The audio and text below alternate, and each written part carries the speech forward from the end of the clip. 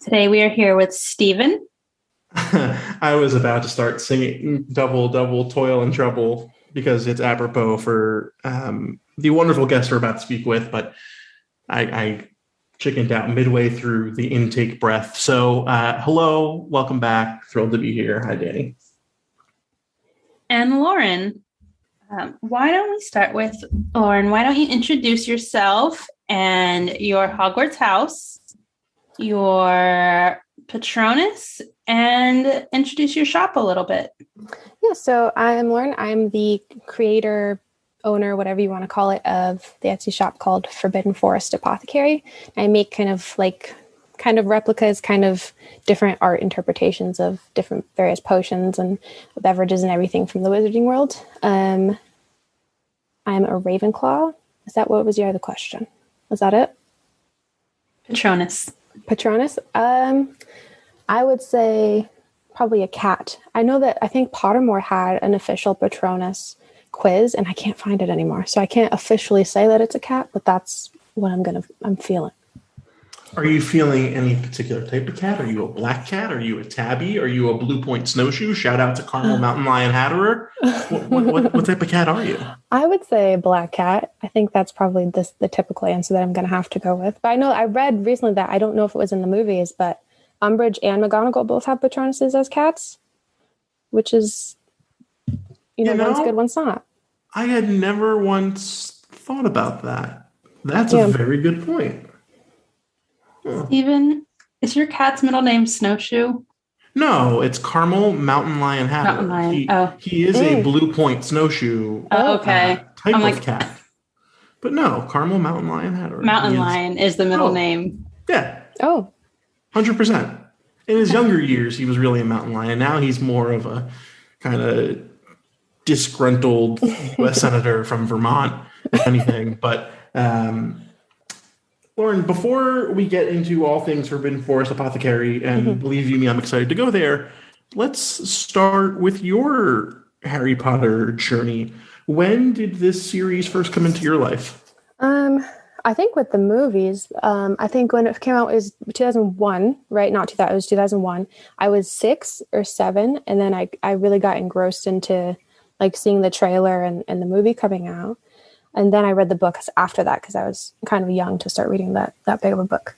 And then just growing up with constantly waiting every year or 2 years for the next movie to come out was just like the hype of that was ridiculous. It was so exciting. And then also, with the 7th book coming out, being a little bit older at that point, it's I don't think anything in right now is going to like ever compare to that excitement. I know some people might disagree, but like maybe with the Star Wars, people knew when that was coming out like the late 70s, but yeah, this is fun for me, if only because you provided an organic opportunity for me to point out that I also grew up contemporaneously with the books and movies. And so you and I share in kind of that, I'm not sure how you felt, but I grew up feeling like I was just over the shoulder of Harry, Ron, and Hermione because I was the same age as them and all that.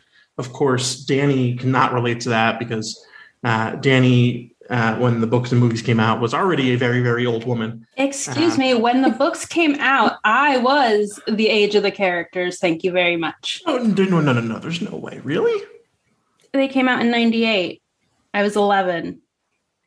I think we've kind of reached the point in the surrealness of the joke where I start believing the joke, in that I've made you so old in my head that I can't believe that. Okay, all right, fair enough.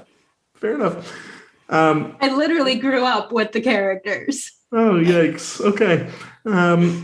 Lauren, what? All right, back on track.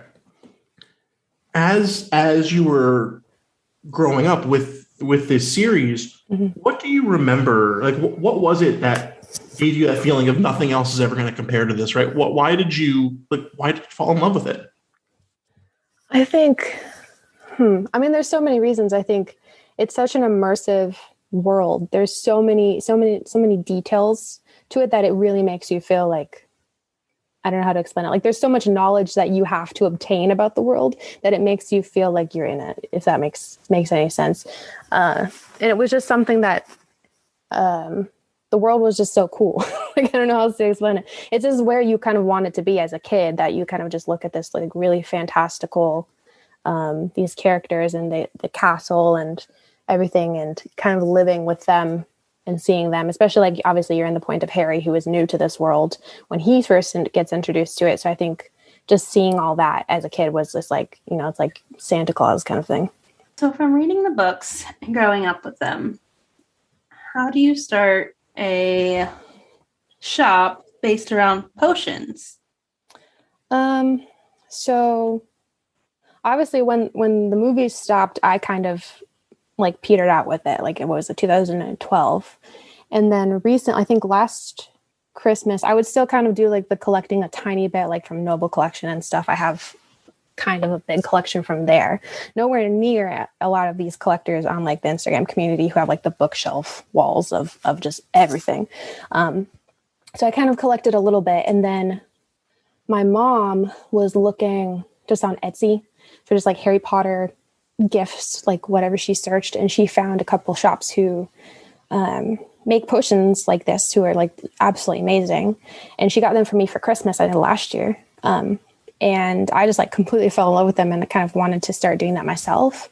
And then I would just start making them for myself, and it kind of turned out, I was like, oh, maybe I could try this Etsy thing and do this too, because I think they were different enough to what I had for my own collection, and stuff that I wanted to see made. Growing up, or even in what I would still consider young adulthood, are you particularly artsy? Was this like a complete leap of faith? Like, how natural does this fit within kind of who you are?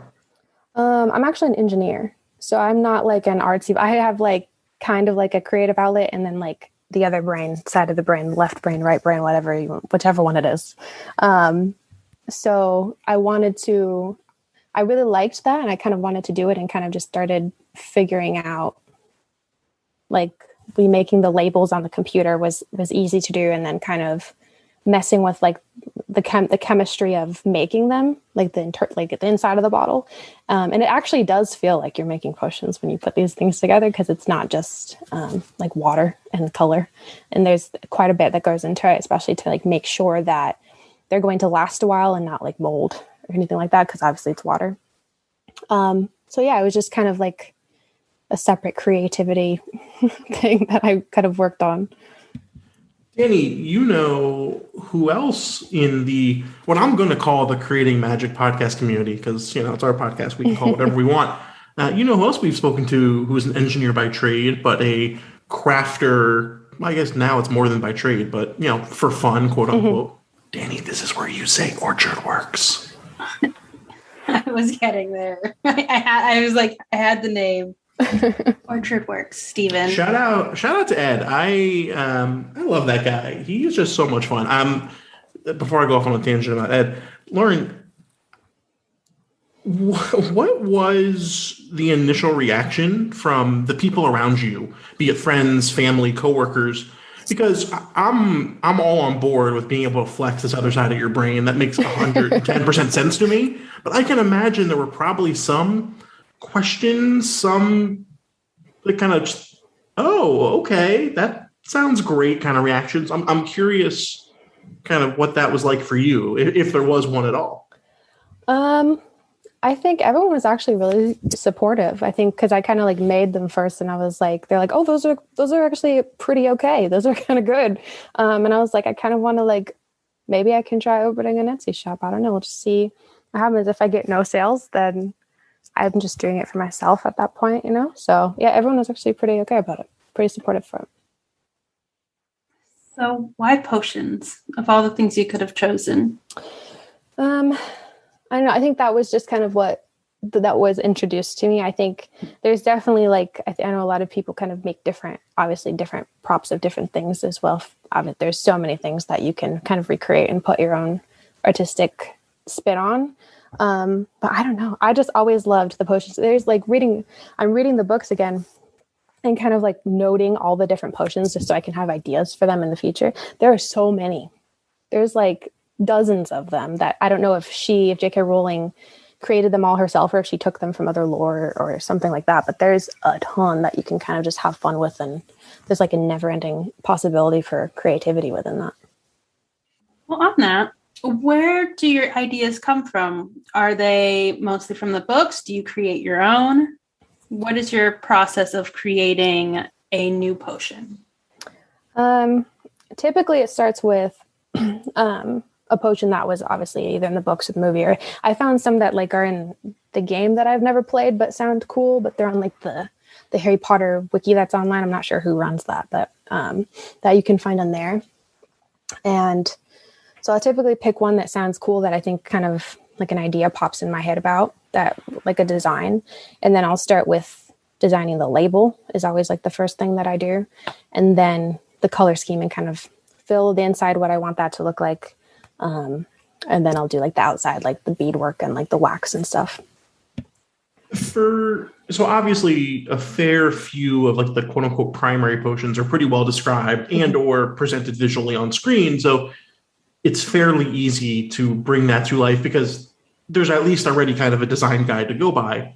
Yeah. For a lot of those other, you said there's hundreds, thousands, right? For all those other ones that maybe aren't as present, what is your process in terms of creating, right? Because for some, maybe you don't get the color, or you don't get the consistency, or some of the finishing effect, right? How do you think about those? I think so. Like, I don't know if the sleeping draft was ever actually shown in the movie or the books, but the main ingredient is like lavender, so I made it purple. Stuff like that to kind of keep it similar to, or something that would kind of make sense to what it is. Like if it's like a calming potion, then it's going to be like blue. If it's like, I think the pepper up potion I made red. I don't know if they say that it's red. They might have said it, but kind of just going off of the ingredients, I think is if they don't like specify what it actually looks like. Like the polyjuice potion, I don't know if you guys have seen it. Like I tried to make it look like when they pour it in the cup and it's like all sloppy and like green and gray and it just looks disgusting. I tried to do that with mine. But others, I just kind of either go with the ingredients or just take artistic liberties with it. What is your process? And no need to betray, trade secrets here, because we want Forbidden Forest Apothecary to continue to shine and not give away kind of the shop. But are you simply going to like thrift stores and buying a bunch of cool looking bottles? Are you engaged in some form of glasswork yourself? Like how does that work? No, I'm not doing any kind of glasswork myself. I go to the big craft stores like Michael's or anywhere that you can get kind of stuff in bulk and stuff that's going to not be super expensive in case you do sell multiples, but also stuff that you can buy like multiples of, if that makes sense. So it can't be too expensive to buy just one bottle. Like there's obviously a lot of pretty like beads and bottles and everything, but it's like you can't spend $12 on a bottle and then sell it for $20 kind of thing. So so mostly craft stores like Michael's has a lot of stuff. Hobby Lobby, Amazon, it can pretty much find anything if you're gonna take the time and look for it. What has been your favorite potion or not potion? Because I am seeing that you also have like flu powder and pumpkin juice. So it's not necessarily specifically potions. Which has been your favorite one to make? To make, or like my favorite potion, like to look at? Both. Okay. I think my favorite potion that I've made is I made a new one that was like the frozen butterbeer. I don't know if you're looking at that right now. That's like it's like in a frosted, like kind of like flask jar. And I made that kind of like as a holiday thing. And then I realized I listened to your guys' podcast talking about the hot butterbeer and the frozen butterbeer, which I didn't know there was a hot butterbeer. I just found out there was a frozen butterbeer, and it was like, the hot one might have been better for the holidays because it's cold out. But we're gonna ignore that and we're gonna keep with the frozen. I think my favorite one to make, probably the polyjuice potion, because it's super, like, I don't know, it's like immersive, like you're making it like actually, because it does look like it, like the one in the movie. and it's not super hard. Like the water ones that I have that are like the color changing ones that you shake are a lot harder to make because you have to like obviously mix everything up and then glue the cap on so that it's not going to like leak in shipping. And then you have to let that sit for multiple days. And hopefully when you shake it, when it's dry, it's not going to leak. And then you have to restart. So those ones are not very fun. I would say polar juice. Yeah. Hot butter beer is a thing.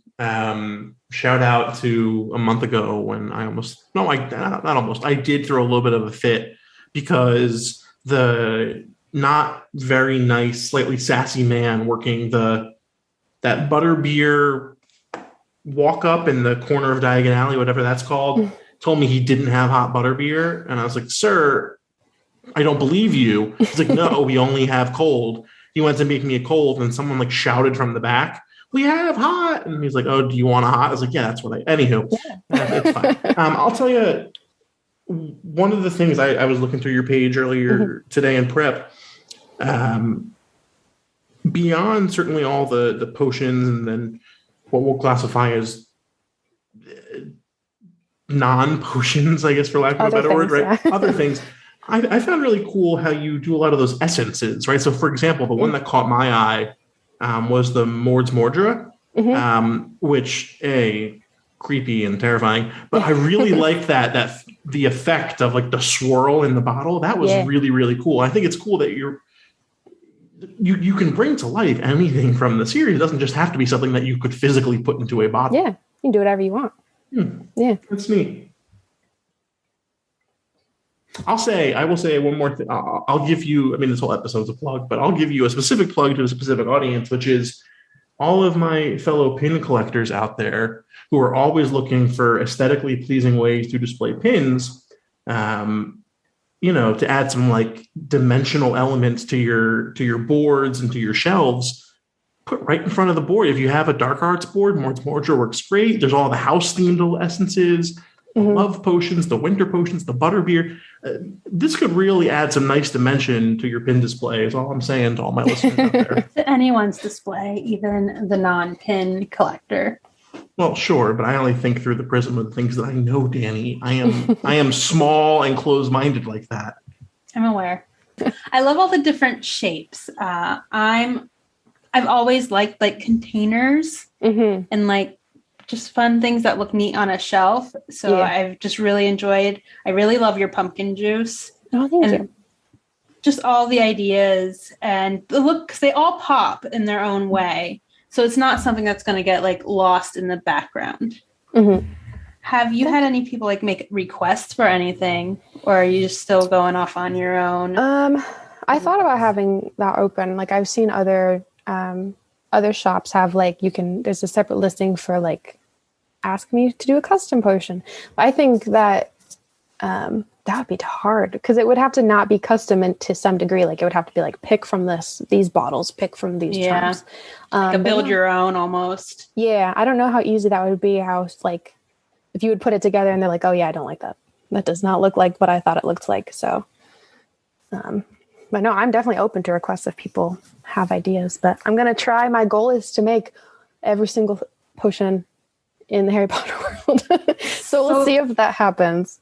So which book are you on since you've been making a list as you go through them? I'm in the middle, the second half of the 5th book. Okay. So you're pretty far. You're in, like you're all the way in. I haven't read them in like probably maybe like almost 10 years. Oh, wow. So I definitely forgot how, especially the 4th and the 5th books, how much more detail there is compared to the movie, obviously, but like there's so much more in the books than the movies. Now, I once famously mistook a wax melt for edible candy and consumed it. I see all over your account and your Etsy, your Instagram, right, that you specifically call out that potions are for decoration only and are not consumable. Yeah. Can you please reassure me that that is a precautionary CYA statement? At you. Or did someone actually try to drink one of your products? I hope no one has. I would say absolutely don't drink them, but I don't think you would die. It wouldn't taste good and it would hurt your stomach and you'd probably throw up after it, but you'd like take a sip and be like, that's disgusting, so it would reaffirm that you don't drink that. Yeah. Don't drink or eat the things that are meant for decoration. I've definitely had on like TikTok and Instagram, people ask me, can I drink this? Is this real? No.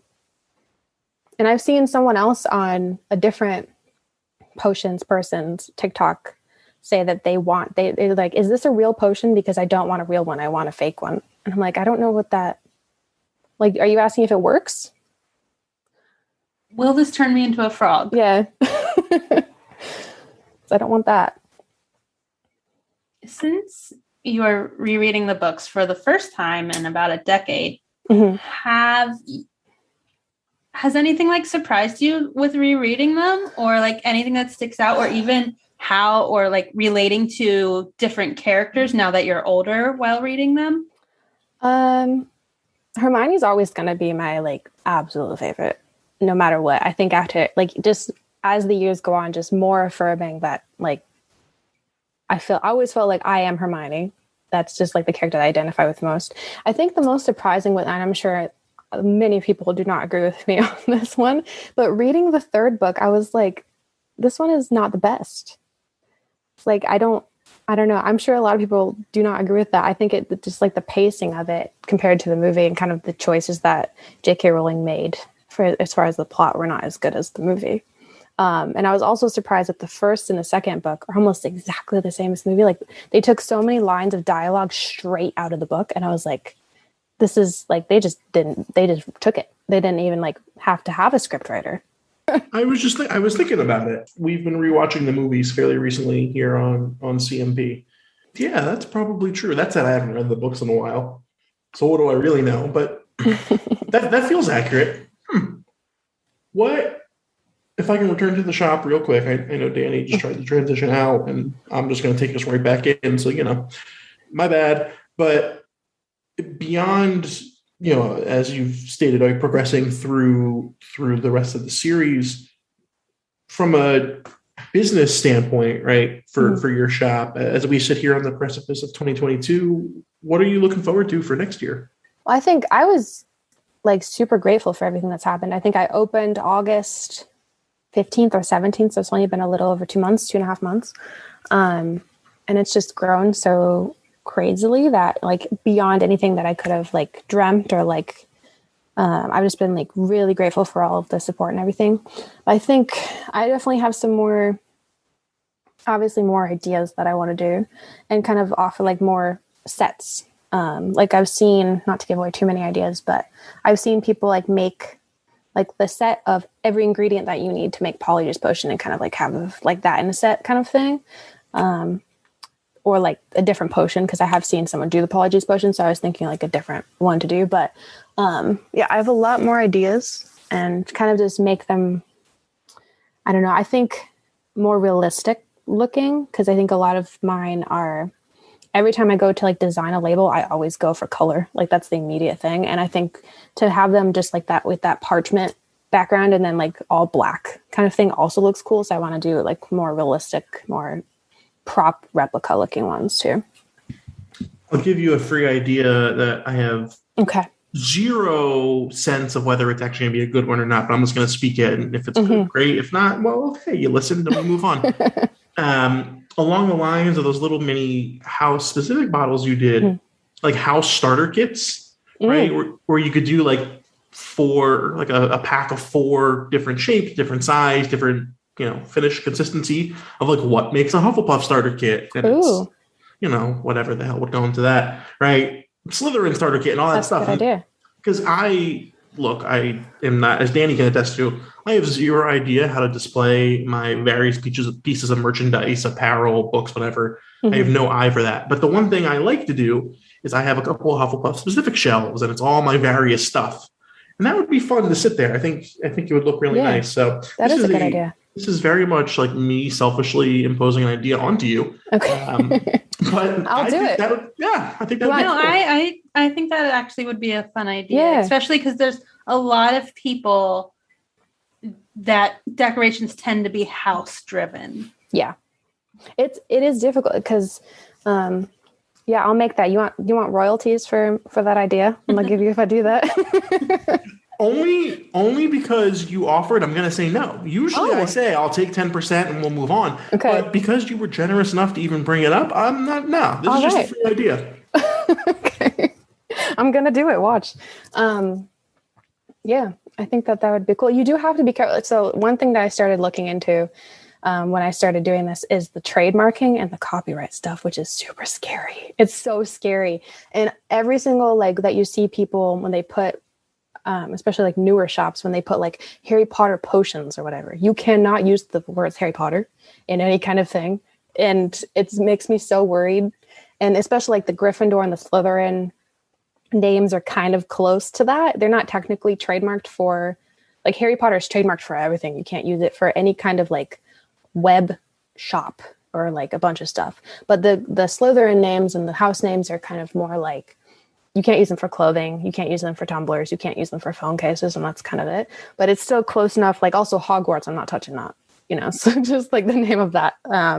So it is kind of scary. That's why I did. That would be a good idea though, to kind of be like, what makes a Slytherin is like ambition, cunning, and like have like all of those different things, but you're not technically saying the name. And if you really wanted to just completely insulate yourself, Badger starter kit. Yeah. Eagle starter kit. That's a good idea. Yeah. And there you go. Yeah. So take that, copyright intellectual property lawyers. And then they're going to come after me right now after you publish this. Please don't come after us. What houses are you guys? I haven't seen those. I am a Ravenclaw. Nice. I'm a Wampus. No, I'm just kidding. I don't know what that means. I'm a Hufflepuff. Okay. I see it. You said you're a Ravenclaw, but you're wearing a Gryffindor shirt. I am. I didn't buy this. This was my brother bought me this. Where I get that. Like, it's my second house. in my people love getting me Harry Potter stuff for the holidays, and I'll never say no. I'm always appreciative. But I have like 3 or 4 of those like novelty mugs that's like, I don't give a Griffin damn whatever, because people are like, oh, you like Harry Potter, you'll love this. And look, it holds my coffee. I love it. I'm here for it. But it's like, I would never buy this, in and of my own kind of, free will. So I get that. Yep. Or it's like, they love Harry Potter, so they just go to what they see that's Harry Potter, which tends to be Slytherin and Gryffindor. Yeah. So when you're not... Oh, don't get me started. Don't get me started on that. So we just, it's been like a month and a half at this point, right? But we were at Universal Orlando recently. And I've always felt not super passionately about the official merchandise that Warner Brothers sells, particularly at the parks. But having also gone the day before and the day after to Disney World and seeing all of Disney's merchandise, the Universal stuff is just so sad. It's just not great. And like the only good stuff that they have really are like these really cool looking Gryffindor Slytherin stuff. And it's like, oh, come on. You can't. I was in Harry Potter New York the other day. Love the shop, love the people, nothing to complain about. But even there, where they have a bunch of really cool merchandise, including a lot of merchandise that goes to Hufflepuff and Ravenclaw that extends beyond just like a single t-shirt. They had like this really cool sweatshirt and they had a bunch of like smalls. So I said, hey, any chance you have a Hufflepuff XL in the back? She was like, no. And it's like, oh, come on. We triggering all the comments today with the hot butter beer and anyway, I digress. One thing I'm curious about is, as you said, you've only been on this journey for a couple months now. Having said that, you've made like 200 plus sales on Etsy. You've got a pretty decent sized Instagram account already. That's all to say. So let me start over. I think about this through the lens of, you said after 2011, 2012, when the final movie came out, you kind of fell away from the series a little bit, right? And it wasn't until this Etsy shop kind of came into your purview that you started getting back into it. Yeah. I don't have an Etsy shop, mind you, but I have a similar journey in that I didn't know up until I went to a fan event at Universal in 2018 that there was this whole global community of Harry Potter fans that were still as passionate and rabid to this day as they were when the final movie came out. And that was mind-blowing to me. Yeah. And so I'm curious, what has the community that you've built and tapped into felt like to you and meant to you, not just as a shop owner and someone who is earning, sustenance off of this, but also just as a fan who's back in this world for the first time in a while? It's insane. I think seeing all of these creators, like, I think I hadn't followed any kind of Harry Potter like people on Instagram, like Harry Potter creators. So I didn't realize how big it was until like a couple months before I started my shop, and then kind of started getting back into it.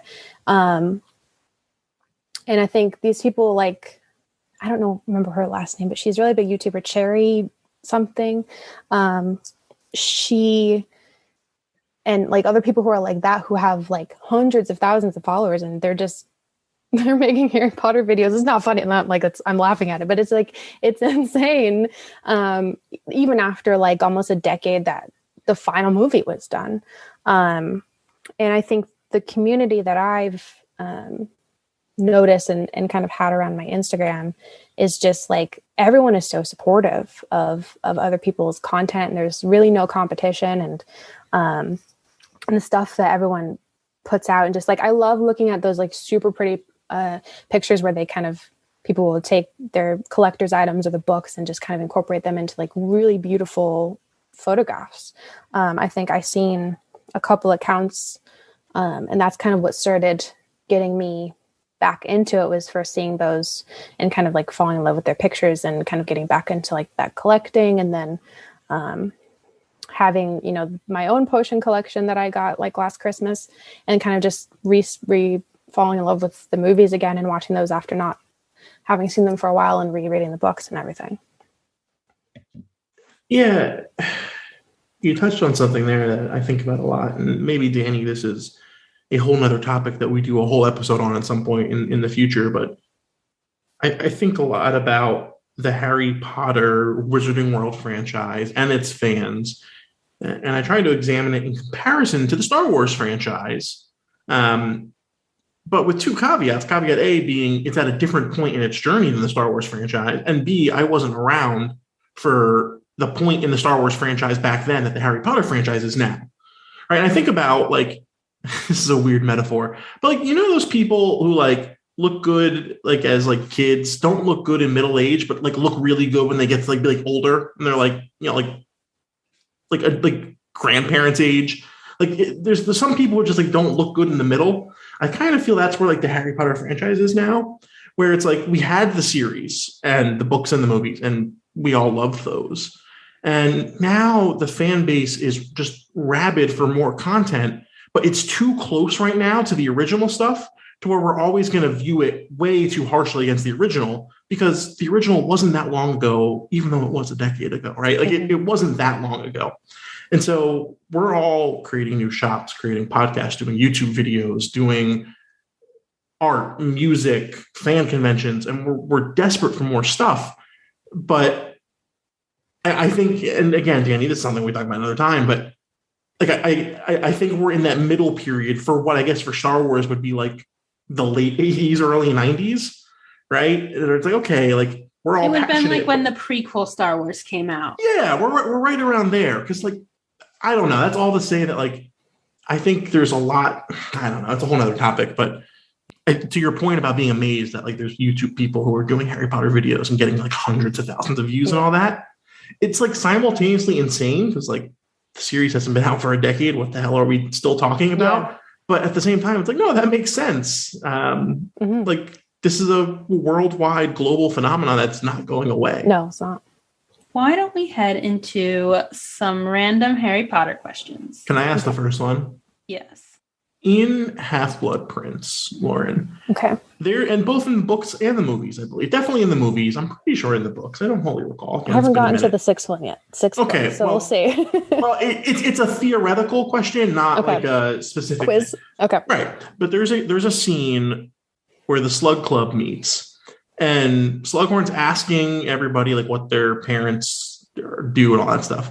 And Hermione's like, my parents are dentists. And Slughorn's like, is that a dangerous profession in the Muggle world? And like, it's clear Slughorn has no idea what a dentist is. Can you explain that? That's the question is, can you explain that at all? Like, Explain what a dentist is? No, explain why wizards don't know what dentists are. I was literally thinking about this. Maybe they have some sort of potion or like spell and they're just like, you're done. Like your teeth are cleaned. Because that would to that be... end, but then why do they have why does Madame Pomfrey exist? Why do they, because look, a dentist is someone who performs a service they are trained to do. Right. A doctor is someone who performs a service they're trained to do. Madame Pomfrey isn't necessarily the one like creating all these potions herself. She's just administering them. Well, I would think maybe like she's... Because is there any kind of like... Besides, the only one that comes to mind, I'm sure there's more that I can't think of, like when Hermione had that curse put on her and her teeth kept growing, she did a spell to make them stop growing, I think. So there's obviously like some sort of spells, and it's not just potions that she's making. Like if it was just potions, then I would say like it's kind of like how Snape is the potions master and no one else should probably be touching it. You know what I'm saying? Like especially for like the more dangerous ones, maybe. I don't know. Like maybe she's just the best at the spells and the potions that are necessary for teeth cleaning and regrowing bones. All I'm saying is never once in 7 books or 8 movies do we see Harry shower. Do we hear any talk of brushing teeth, teeth cleaning, deodorant, or any look, I don't know the last time you were around a 15-year-old boy, but we don't smell good.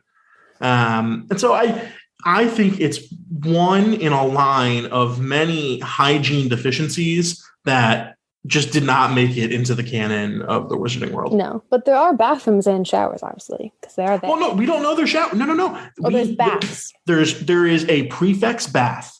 They're the only ones that can shower. That's the only one we know of. Yeah. Yeah. Boy. All right, Dani, I'm done. And you tell that we watched movie number 6 this weekend and recorded. I'm looking forward to that one. I just watched the 4th one that you guys did, and it was, yeah. There's a lot of ripping on that one. So what would be your favorite class to take? Yes. It's not, my second favorite class would be potions. My first favorite class would be charms, because I think like, especially like Harry and Hermione who grew up as muggles, if I like grew up as a muggle in this world and then was like thrown into this like fantastical magical world, I would be like, I want to learn every single spell and like for everything. And I think that would be the most like interesting. And then potions. If you could create a class, what class would you create?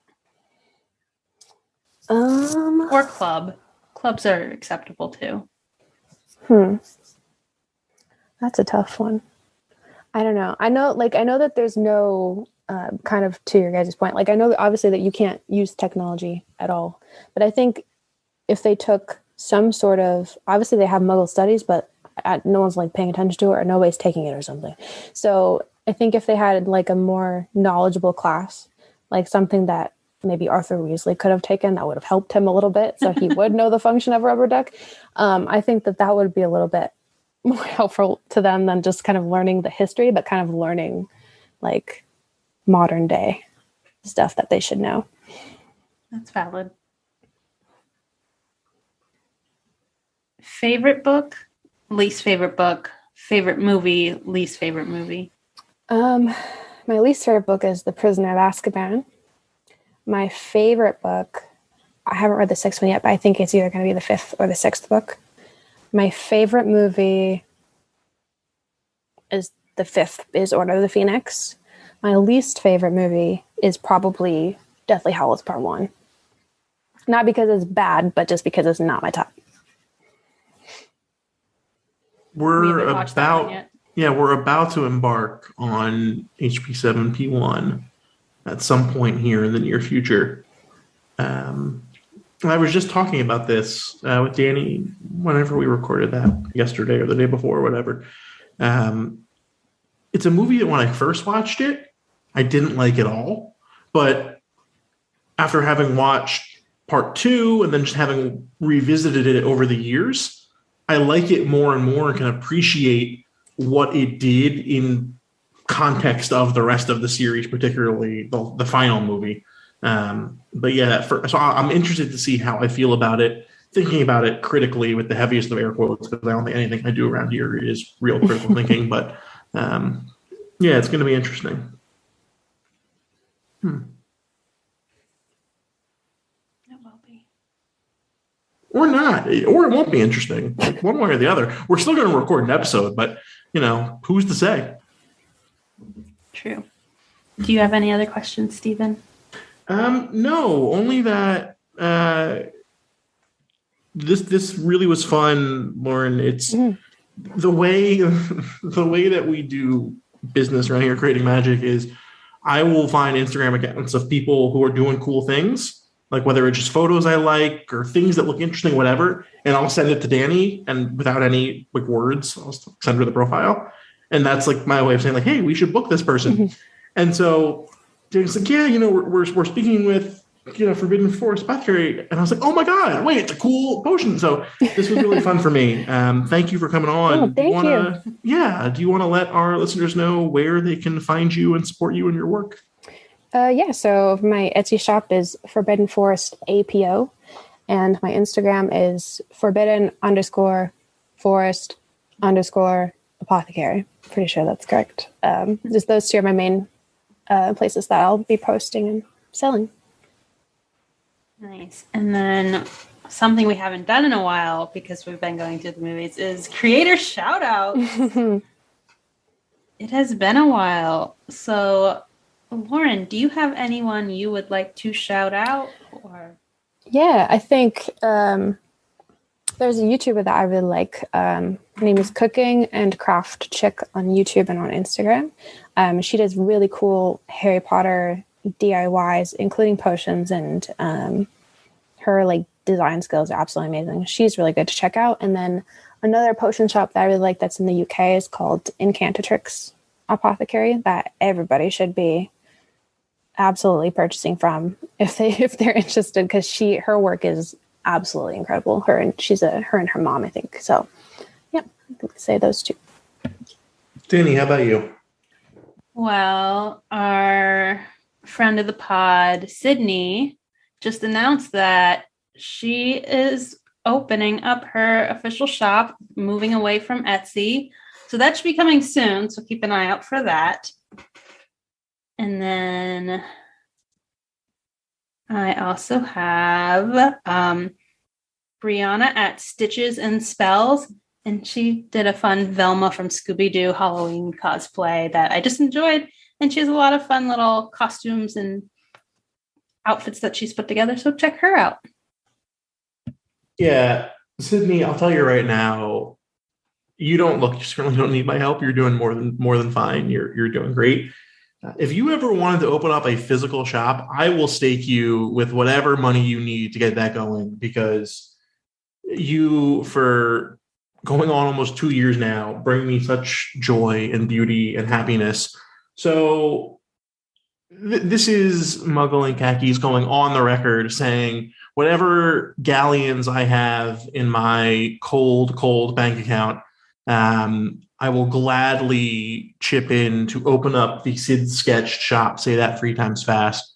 Brick and mortar, wherever you want to do it. So offers out there, girl. I have 3 shout outs today, surprising absolutely nobody.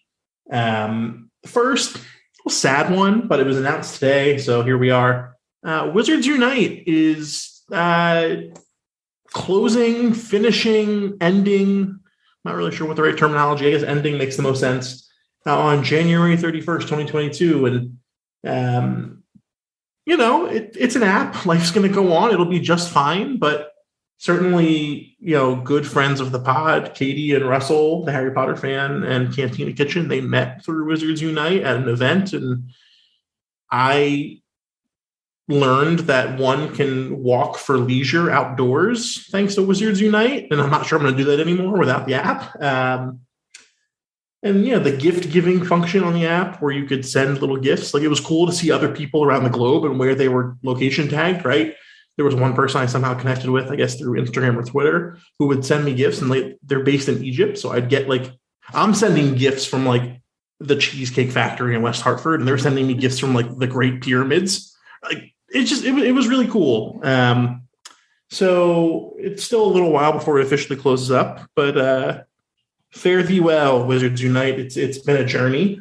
My second shout out goes to Wunnerstein, Wunnersten. That's a lovely, I don't know her, maybe she's not lovely, but a person named Christina, who, look, so I said this to Dani the other day, the new Minolima Chamber of Secrets books were released, and I got a Japanese copy and a British English, a Bloomsbury Publishing copy. And I took some photos with them and posted them, and they're mediocre at best, like all my content is. And like 20 minutes after I posted my photo, Christina posts hers of Chamber of Secrets, and it's like the most beautiful photo I've ever seen. Like I don't know if she's a professional photographer or what, but I don't think a professional could do better. So thank you for making me simultaneously doubt myself and also admire your content. That's great. And then finally, a little bit of a call to action here, Creating Magic. I'm sure everybody saw, by the time you're listening to this, I guess a week or two ago, the Protego Foundation announced a new campaign they've launched, the Accio Vegan Butterbeer campaign. So Tyler Starr, a friend of the pod, runs the Protego Foundation, and they are urging Universal Parks and Resorts to offer fully vegan versions of butterbeer, including the whipped topping, at all the parks around the globe. Really great cause. Not going to preach to you why it's so important, other than to say I think it's really important, and I know a lot of people that I care about do as well. If you want to, add your name, certainly visit at Protego Foundation on all the socials, and link in their Instagram bio to take action. And that action is sending a letter. You just fill out your name in the link in their bio, and they send a letter on your behalf. It's an email to all the Universal Parks and Resorts urging them to offer vegan butterbeer at the parks. So those are my three, Dani. That's what I got today. All right. Well, anything else before we close up the show? Well, thank you again, Lauren, for joining us. Thank you for having me. Dani, I got nothing. You asked, so I'm going to respond. Lauren, thanks for coming on. This was fun. Thank you so much, you guys. And that's our episode.